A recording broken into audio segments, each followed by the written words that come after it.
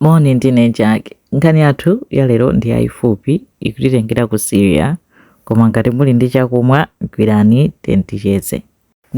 Nkhani yake ndiyonena kuti inachitidwa document inalembedwa ndi doctors, therapist aku Druze, dera lake akuti ku Druze yeti akuti Dr. Eli Lashi ndi Dr. Ian Stevenson, ndi amene anakumana naye mwana amene titakambe nkhani yakeyo, kumpanga study kufufuza zonse zomwe zinachitika, ndi analemba koma sanamutchule dzina chifukwa cha chikhalidwe chawo.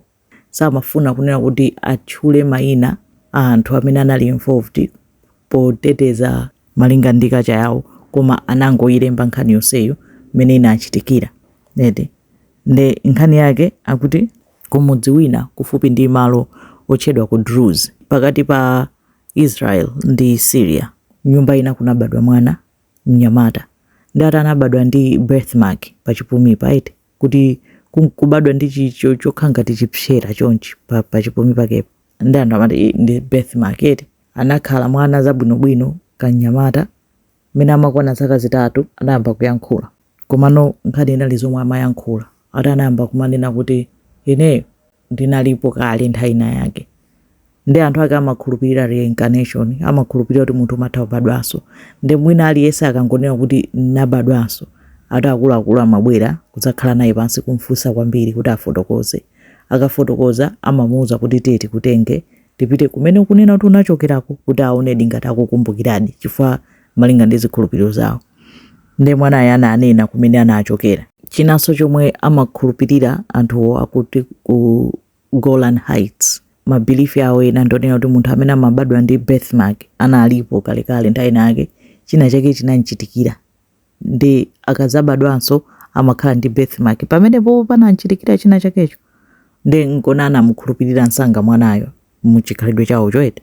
Ndati ma elders anamutenga mwana uja kupita naye ku mudzi umene anawutchula kuti anachokerako, ati kuti aone ngati atakumbukirenso zinthu zina. Ati atangofika anafikira kukumbukira kuti ndinkakhala nyumba iyo, nkunenanso kunena kuti actually ndinaphedwa, munthu anandipha anandikhapa pa chipumipo, anthu osidzidzidzi.